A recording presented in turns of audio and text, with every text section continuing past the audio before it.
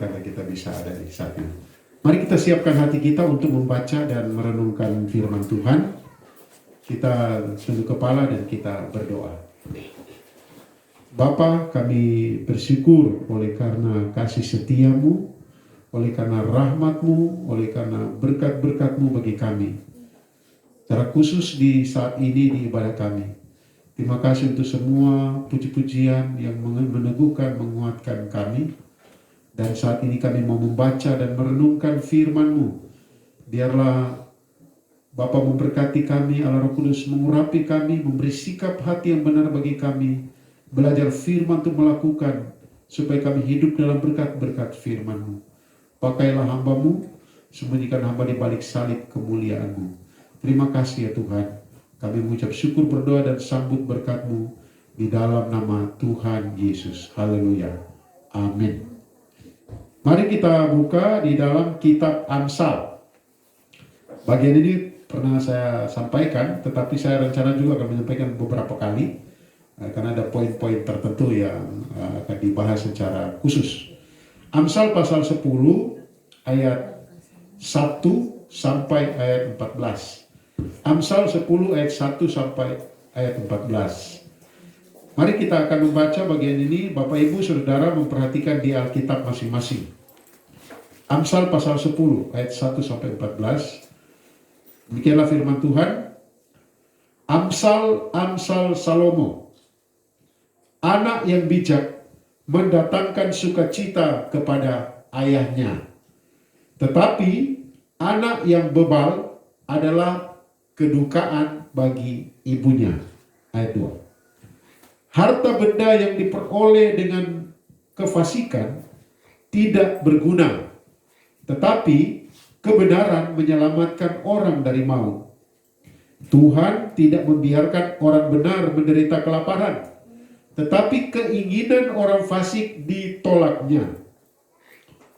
Tangan yang lamban membuat miskin, tetapi tangan orang rajin menjadikan kaya. Siapa mengumpulkan pada musim panas, ia berakal budi. Siapa tidur pada waktu panen, membuat malu. Ayat 6. Berkat ada di atas kepala orang benar, tetapi mulut orang fasik menyembunyikan kelaliman.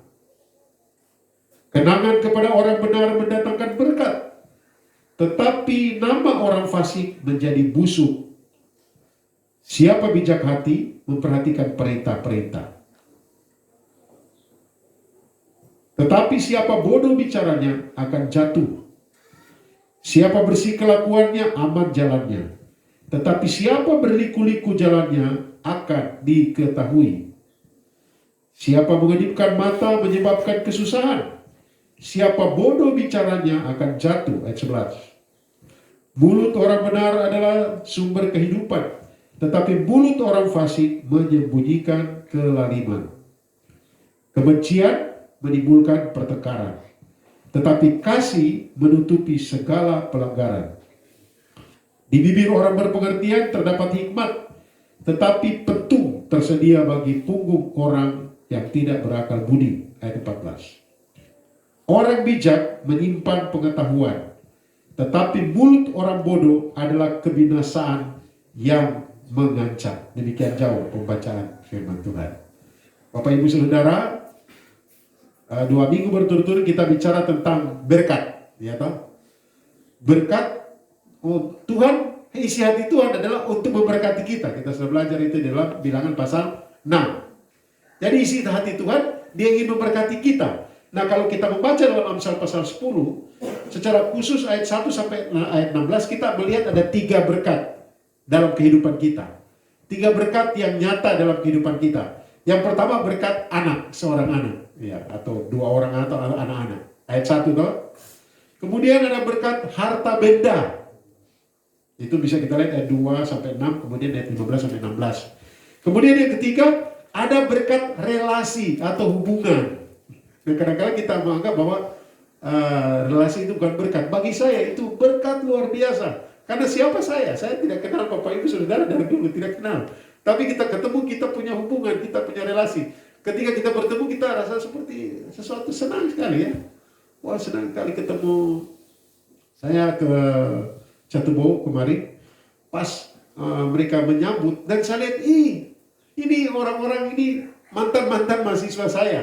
Dan ada gembala yang dulu kami bimbing di Pusdiklat, Pusat Pendidikan dan Latihan yang dilaksanakan 6 bulan di STT. Dan mereka perkenal saya, langsung peluk mereka semua. Aduh, saya senang sekali. Itu berkat loh, relasi. Apalagi suami istri, itu relasi, itu berkat. Kemudian orang tua anak, itu berkat. Kadang-kadang kita berpikir berkat secara jasmani kan cuma harta, kekayaan. Tidak tahu, anak itu berkat nomor 1. Nomor 1 itu, anak itu berkat. Nomor 2, harta kekayaan. Ketiga, relasi. Itu berkat. Termasuk relasi kita dengan Tuhan, itu berkat luar biasa. Bayangkan, kita adalah ciptaan Allah pencipta. Relasi kita dengan Bapa di surga, dengan Tuhan Allah apa? Bapa dan anak. Itu luar biasa. Nah, Bapak Ibu Saudara, dan Bapa ingin memberkati kita.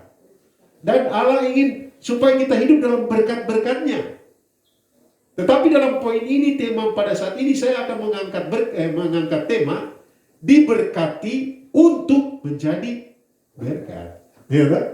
Sekali lagi, diberkati untuk menjadi berkat, bukan diberkati untuk simpan dan busuk dan orang lain tidak menikmati. Banyak bagian Alkitab yang sudah menyebutkan itu.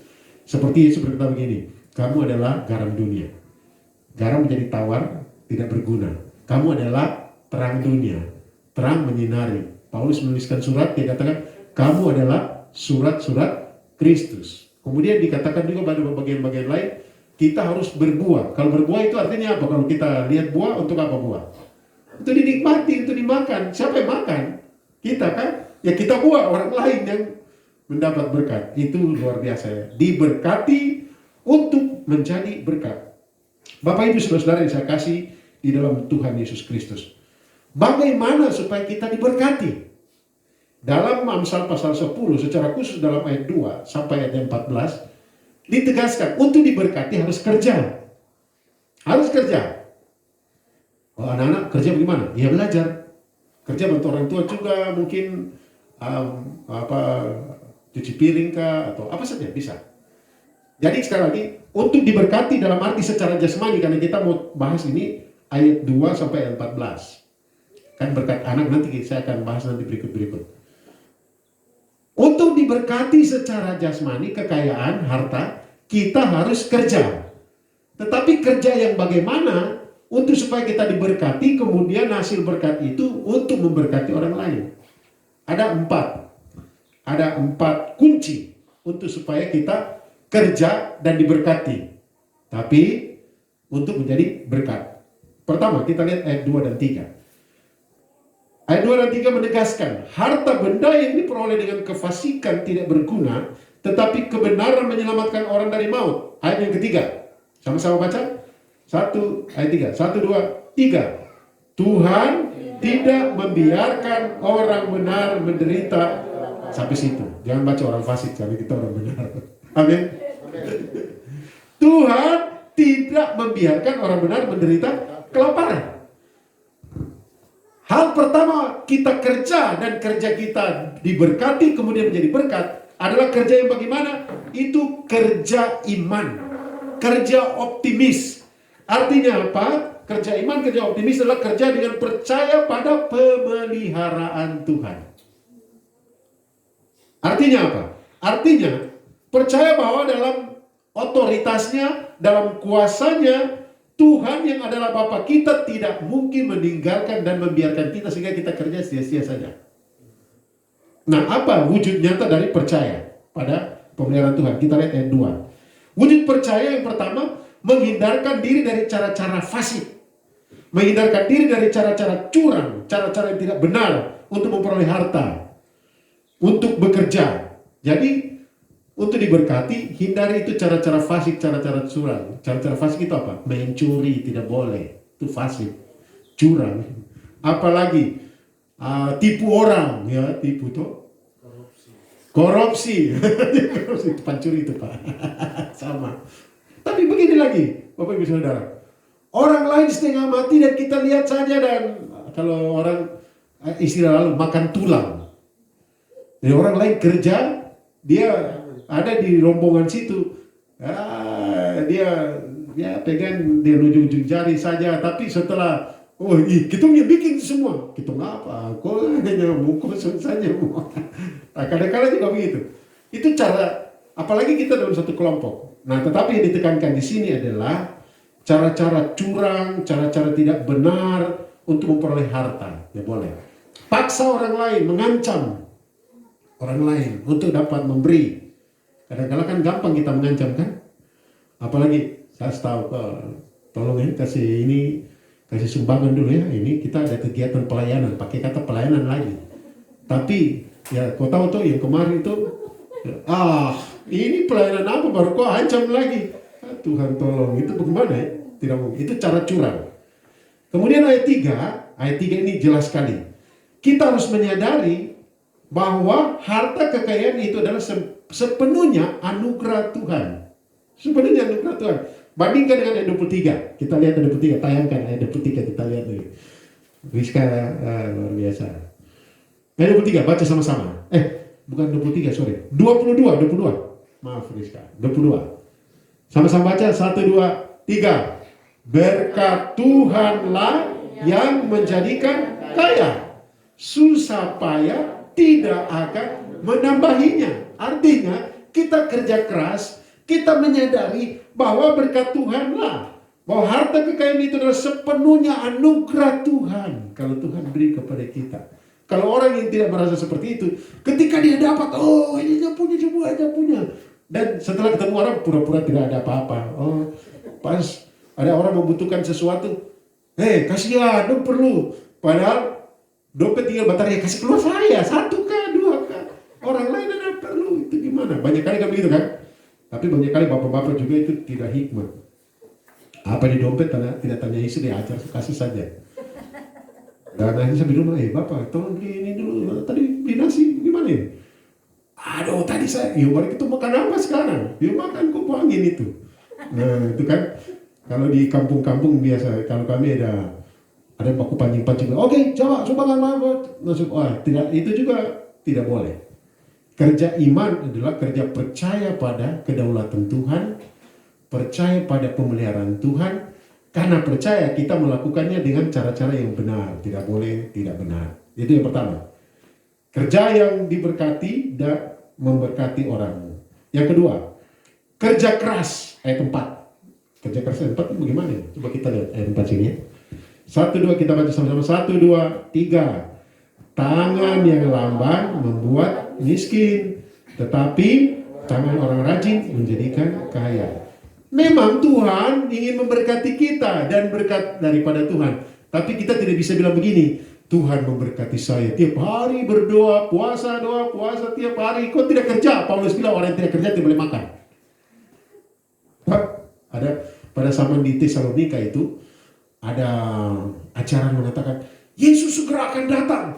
Mari siap-siaplah. Semua mereka tinggal berdoa, berdoa, tinggal ibadah terus. Kata dia untuk kemuliaan Tuhan. Tapi akhirnya lapar, waktu lapar, itu berdoa tapi itu lapar. Kalau begitu minta. Loh, kamu udah berdoa tidak kerja, kau minta. Paulus bilang kepada jemaat di Tesalonika, menanti kedatangan Tuhan caranya bukan begitu. Tetapi tetap bekerja normal seperti biasa dengan sikap hati bekerja seperti untuk Tuhan. Kita kan dengar sekarang ini Tuhan Yesus sudah mendatang. Kalau begitu saya ibadah berdoa terus saja ya. Kamu garam di mana? Kamu terang di mana? Tapi tetap bekerja sambil jadi bekerjanya seperti untuk Tuhan. Dan di sini dikatakan kerja keras. Kerja keras artinya kerja sungguh-sungguh, kerja penuh tanggung jawab. Tidak setengah-setengah hati, tidak sembarangan kerja. Makanya kalau kita kerja, tidak tahu kita harus tanya. Saya sering membawa mahasiswa juga ke pelayanan antara lain untuk latih kerja, latih bertanggung jawab. Dan kalau tugas-tugas, saya berikan tugas dan saya koreksi tugas supaya ini salah. Tidak apa-apa. Dan bilang, Pak Ratak coret semua saya punya. Ya, saya coretkan salah. Baik kok perbaiki, perbaiki. Nah, karena apa? Kita tidak boleh kerja sembarangan. Makanya di sini kadang-kadang saya bilang, tidak salah, itu bisa sembarangan. Bukan bilang begini juga, kalau dengan Pak Dolfi itu gembala tidak boleh sembarangan kalau pelayanan. Bukan, memang tidak boleh. Bukan hanya dengan saya, tapi dengan Tuhan tidak bisa sembarangan. Yang terbaik, give your best. Berikan yang terbaik yang ada padamu. Bahasa Hatam kau itu. Nah, saudara yang saya kasih dalam Tuhan Yesus. Kerja keras artinya kerja jujur, kerja rajin. Nah, kata lamban di sini ayat berapa yang lamban? Ayat 4 ya. Kata lamban dari ayat 4 ini bisa berarti tidak jujur atau tidak menipu. Kerja keras bisa, jadi menipu begini. Gampang, ilustrasinya gampang. Misalnya kita kerja di perusahaan atau di kantor. Kalau bos tidak ada, kita tidak kerja. Kita omong kosong, terlaku, mop, sampai tertawanya sampai di lantai bawah. Waktu pintu mulai bunyi, tuk. Apalagi dia datang. Itu kerja jujur kan tidak? Tidak. Pace tidak ada, kok pura-pura. Pas, pace tidak ada, kok kerja, tidak kerja. Sembarangan saja. Tapi pada waktu dengar, wah itu. Jadi kerja keras yang dimaksud di sini bukan cuma usaha yang sungguh-sungguh, tetapi kerja yang tidak menipu, kerja yang dikatakan kalau saya lihat dari bahasa Alkitab di sini, kerja yang rajin, jujur. Karena kata lamban di sini berarti jangan tidak jujur atau menipu. Nah, seorang penafsir, saya catat di sini, seorang penafsir mengatakan bahwa kemalasan mempunyai konotasi misalnya malas bekerja dengan tidak atau bekerja dengan tidak jujur. Ini dipraktikkan juga dalam kehidupan rohani. Contoh begini, di Facebook, waduh bahasanya rohani semua, tapi kehidupannya rohana semua. Cuma dia mau tutup dengan kehidupannya yang rohani. Kemarin KKR di Satu Bau, saya juga sampaikan ada materi, bukan KKR, tapi ada materi tentang latihan berkhotbah. Karena definisi apakah khotbah itu? Khotbah adalah simpel khotbah itu sendiri. Pada waktu dia berdiri di depan, khotbah, dia sudah, oh iya, itu Pak Gembala. Tapi kalau pas berdiri, ya ini gembala, tapi tukang mabuk. Biasanya lihat kita di malam mabuk. Langsung kau bilang, apa kita mau dengar apa dari dia? Baru saya menjelaskan, saya tanya begini, Bapak, Ibu-ibu, saudara-saudari sekalian Tuhan, Tuhan ciptakan Adam berapa? 1. Hawa berapa? 1. Jadi kalau satu Adam harus punya berapa Hawa? 1 saja, tidak boleh 2 hawanya. Kalau hawa yang kedua namanya hawa nafsu. Ya. Yang ketiga, tadi kerja keras. Yang ketiga, kerja cerdas. Ayat yang kelima. Siapa mengumpulkan pada musim panas, ia berakal budi. Siapa tidur pada waktu panen, membuat malu. Ada 2 ungkapan di situ yang menjelaskan kebijaksanaan. 2 ungkapan apa? Pertama apa? Siapa mengumpulkan pada musim. Musim itu berarti ada waktunya, tidak musim. Kemudian ada ungkapan apa lagi? Waktu panen. Berarti ada waktu bukan panen, tapi waktu tanam. Artinya begini, kesempatan tidak selalu ada. Anak-anak Papua sekarang, anak-anak Arfak, dengar baik-baik yang saya mau sampaikan. Ini uraian firman Tuhan yang akan saya sampaikan, bukan firman Tuhan, tapi saya menafsirkan dan menguraikannya.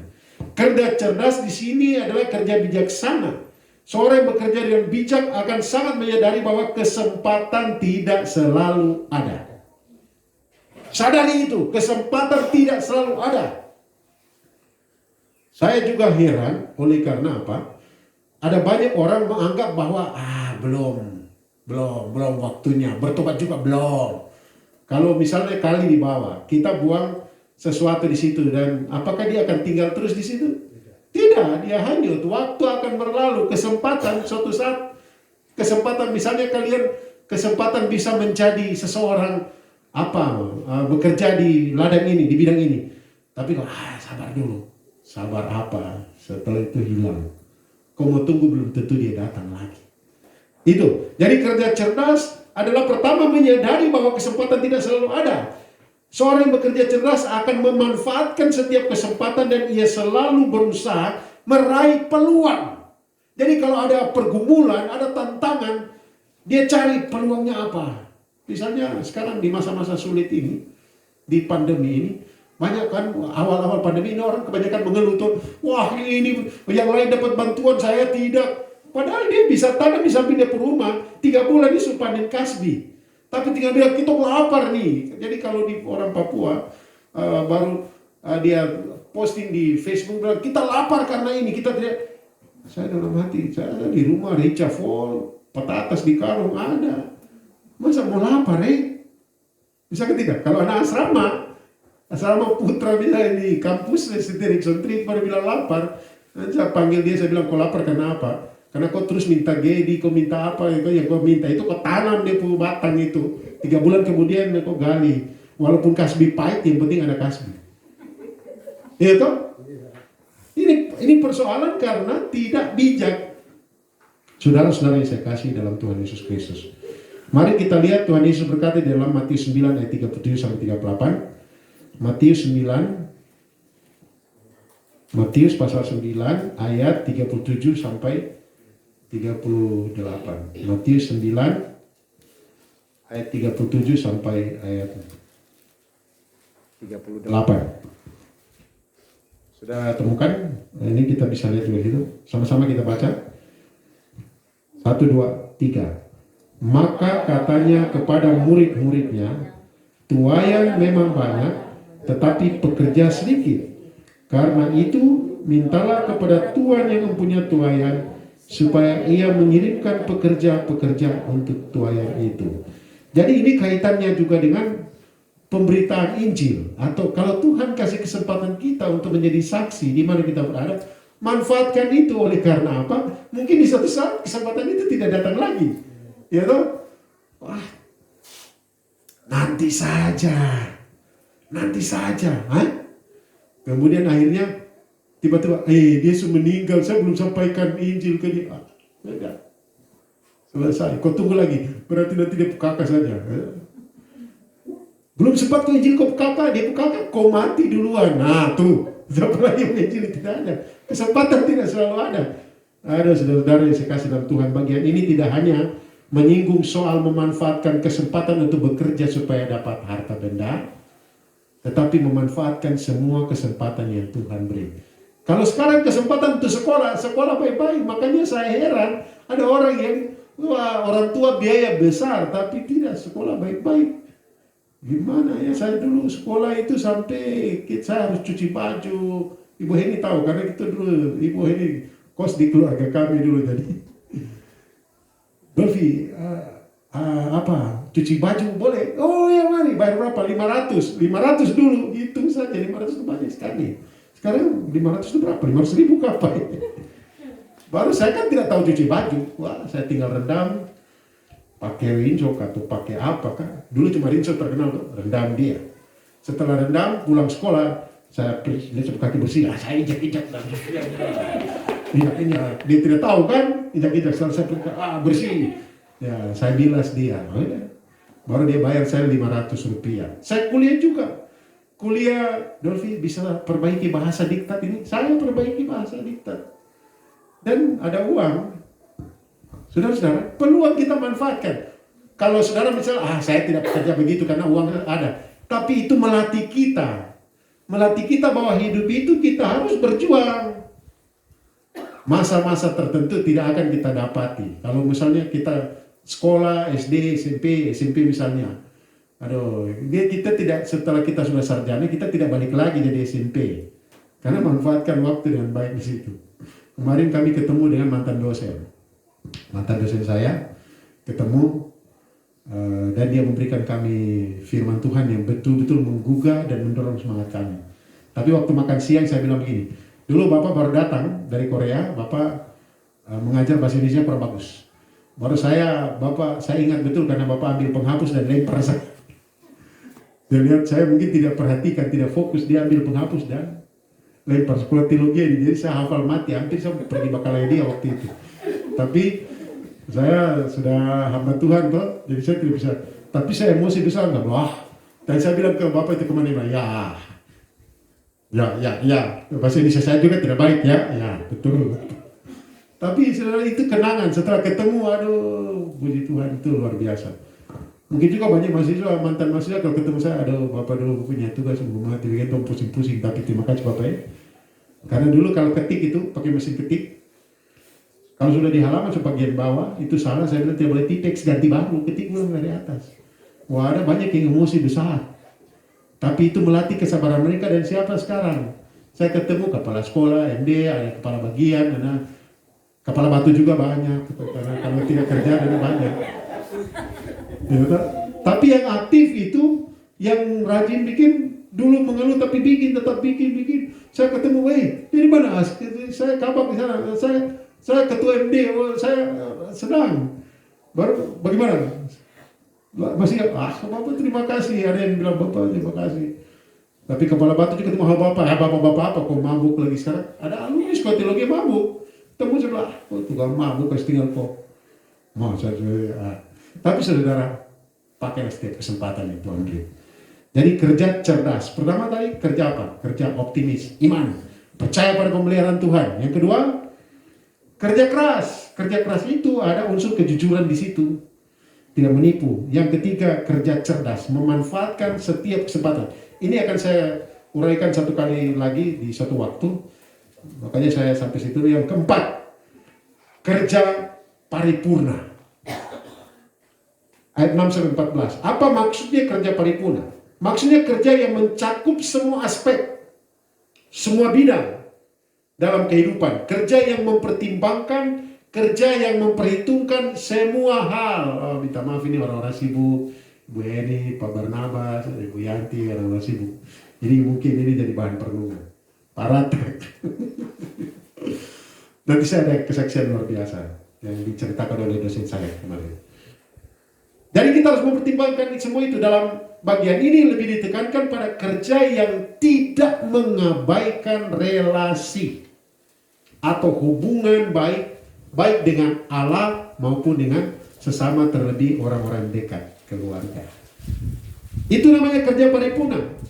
Saudara-saudara saya kasih dalam Tuhan Yesus Kristus. Ada orang kerjanya getol, kerja, wah semangat karena gila kerja. Bukan hanya karena cari uang, tapi karena hobinya kerja. Sehingga dia lupa berdoa, dia lupa baca Alkitab, dia lupa berhubungan dengan Tuhan. Dia lupa mencurahkan isi hati kepada Tuhan. Dan dia lupa dengan orang dekatnya. Dia lupa istri, dia lupa anak, dia lupa suami, dia lupa teman, dia lupa anak buah. Waktu parah. Kan kalau kita kerja, kalau kita pimpinan, tanpa anak buah kita bukan siapa-siapa. Kalau kita anak buah, tanpa pimpinan kita akan kerja apa? Siapa punya visi di sini? Tidak, tabrak saja. Teman-teman yang melayani di sini mahasiswa, saya bilang kamu bikin apa saja, melayani apa saja. Yang penting kalau salah saya akan tegur. Tapi tujuannya kita adalah ini. Nah, saudara-saudara saya kasih Tuhan, mari kita bekerja, kita melayani. Banyak hamba Tuhan kehilangan hubungan dengan Allah maupun teman, dengan relasi dengan keluarga karena apa? Terlalu sibuk melayani. Sibuk sekali melayani. Tapi dia lupa bahwa bosnya tunggu dia mau bersekutu, tanya, cas dulu, cas. Bro, kok tidak cas, kok pakai semua HP ini sampai lobet. Waktu ke Catubo kemarin kan dari jalan saya mulai shooting ya. Sampai di sana, pas acara-acara inti, Bapak tidak bawa punya kabel cas. Hah? Sudah, habis waktu di cas. Itu namanya ilustrasi yang bagus ya. Kita sibuk mulai di sana. Nih Bu, pelayanan kemana Pak? Oh, sana. Terus besok sana lagi. Oh, sana lagi. Sini, sana, sini. Bapak sempat telepon tadi sama Mama di rumah. Ya, Mama kan dia ada yang lihat jadi. Iya, tapi dia ingin dengar kopi suara. Aduh, minta maaf ya, yang punya Mama dan Bapak yang jauh menyinggung apa? Bukan menyinggung, mendorong, mengingatkan. Kadang kepada anak-anak saya, kepada Kevin di Manado, kadang-kadang sudah lama Mama Ibu tinggal bilang, ini anak-anak belum telepon nih. Supaya orang tua supaya anak-anak dengar juga, orang tua juga begitu ya. Begitu juga kamu. Ya kita orang-orang tua, ya tidak apa-apa, kita yang rendah hati dulu yang telepon. Nah bagaimana aku sekarang? Baik aja, baik. Memang kalau saya dan kita jauh ya, kalau cara seperlunya saja, karena kecuali Kalau saya mau untuk segera intervensi dia punya skripsi atau apa, saya bisa. Tapi dia tidak akan bangga kalau bapaknya turun tangan bantu. Kemarin dia mau tulis skripsi, dia pusing. Saya bilang, wah bapak ini dosen metode menulis skripsi. Mau bikin, saya juga dokter yang berkaitan dengan penelitian, metodologi penelitian. Tapi juga menulis. Tapi saya bilang ke ibu, saya tidak mau bantu dia. Karena kalau papa bantu nanti dia tidak bangga. Maaf, waktu tanya memang betul, dia tidak mau. Kecuali mau format edit ya, itu kan keterampilan. Kita lanjut di sini. Mari kerja, mari melayani. Tapi Pak Yos jangan lupa Rizka ya. Rizka. Ya coba ya, Rizka kau udah belajar ke tidak? Biar seperti marah-marah, padahal karena ini dengar suara kan. Gitu. Atau kita semua. Kesibukan kita, jangan merampas hak istimewa untuk berbicara kepada Bapa. Karena Bapa ingin mendengar suara kita. Dia juga ingin kita mendengar suara dia. Anak-anak, orang tua, semua ingin disapa. Saya sedang berpikir, aduh, mami saya belum telepon seberapa lama. Mama jauh belum telepon, mama juga ini seberapa minggu telepon. Kalau ada telepon, tapi kalau seperti jatuh bosannya tidak ada telepon, bagaimana Bapak yang naik. Jalannya juga bikin pusing. Saya pergi sudah hari Minggu, Jumat malam kita pulang. Tapi kemarin tadi malam persiapan khotbah, pusingnya masih sampai saya mau minta maaf, saya mau muntah karena pusing. Karena hari Kamis malam khotbah, hari Jumat itu penuh. Untung Pak Yos Ibu Delvi ada selisih itu dan capek sekali. Tapi capeknya lebih parah itu karena tantang badan. Apalagi kalau dulu kita naik pakai hardtop, waduh, lebih parah lagi, keras-keras semua. Jadi saudara, bagaimana supaya kita diberkati dan menjadi berkat? 4 hal penting ini. Pertama apa? Kunci pertama, kita harus kerja optimis. Kerja iman, percaya bahwa Tuhan pelihara kita. Tidak mungkin dia membiarkan kita, tetapi wujud nyata dari kerja itu adalah bekerja dengan jujur. Tidak pencuri, tidak melakukan hal-hal fasik. Yang kedua, kita harus bekerja dengan kerja keras. Kita bekerja keras di sini. Di sini juga artinya tidak menipu soal jam, soal kualitas, tidak tipu. Kita harus mempersembahkan yang terbaik. Kerja keras memanfaatkan kemampuan yang Tuhan berikan kepada kita. Yang ketiga, kita kerja cerdas. Kerja cerdas itu dasarnya harus menyadari bahwa peluang tidak selalu ada. Itu peluang tidak selalu ada. Pakai, manfaatkan, atau kesempatan tidak selalu ada. Ketika kesempatan itu datang, itu peluang kita untuk sukses ke depan, untuk diberkati. Yang berikut, kita harus kerja paripurna. Silakan kerja keras, silakan kerja cerdas, tapi jangan lupakan relasi. Pertama dengan Tuhan, dan relasi dengan sesama, khususnya orang-orang terdekat kita. Tuhan memberkati kita sekalian, mari kita berdoa. Bapa di surga, terima kasih. Kami mengucap syukur oleh karena kesempatan yang Kau beri bagi kami belajar dari firman-Mu. Tuhan, tolong kami untuk menjadi pribadi-pribadi yang benar-benar menyadari penuh bahwa kami diberkati untuk jadi berkat. Sehingga ketika kami berkarya, kami bekerja, kami melayani, kami melakukan benar-benar sesuai dengan kehendak-Mu secara jujur, dengan bijak, dan kami terus membangun hubungan dengan Tuhan dan juga kepada orang-orang yang di sekitar kami. Terima kasih meteraikan firman-Mu, tolong kami untuk menjadi pelaku firman.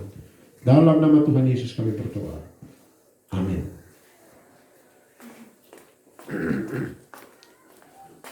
Saudara yang saya kasih di dalam Tuhan Yesus Kristus, coba angkat lagu baru, nyanyi ulang-ulang.